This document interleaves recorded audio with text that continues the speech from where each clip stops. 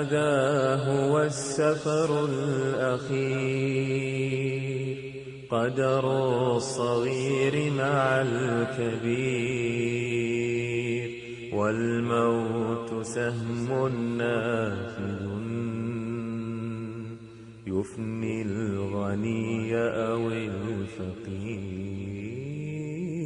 هذا هو السفر الأخير، قدر الصغير مع الكبير، والموت سهم نافذ يفني الغني أو الفقير.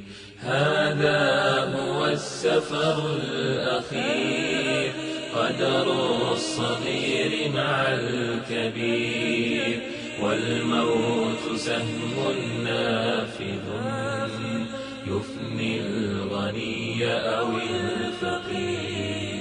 أين المآكل والمشارب والمراكب والقصور؟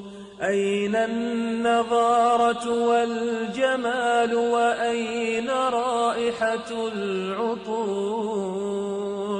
أين ابتسامتك التي منها يشع سنا السرور؟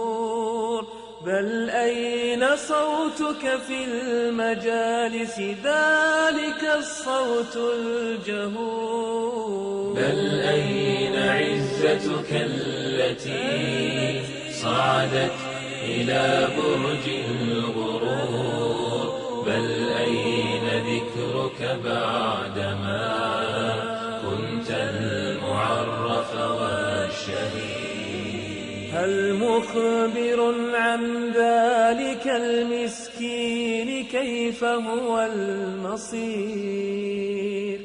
كم كان ينقل خطوه بين البراري والبحور، والآن قد قصرت خطاه عن التنقل والمسير. أنسى أسيرا يا لذلك بعد عزك يا أسير، وغدا فراشك من تراب لا غطاء ولا سرير. قم يا أخي في الليل واقرع باب تواب غفور. أوما يذكرك الظلام ظلام موحشة القبور؟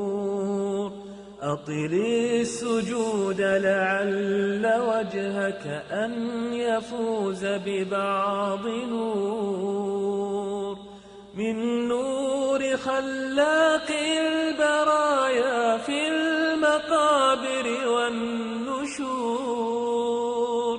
واكسر قيود الإثم واجعل روحك العليا تطير، واطرد غيوم الهم يا محزون عن روض الشعور. تب يا أخي تب يا أخي